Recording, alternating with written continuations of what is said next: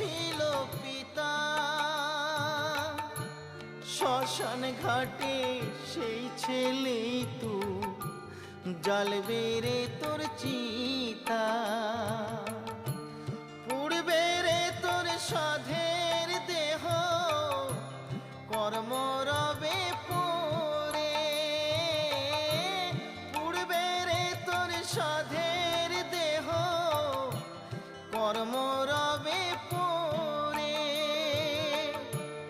যাবি যেদিন শ্মশান ঘাটি বাঁশের দোলায়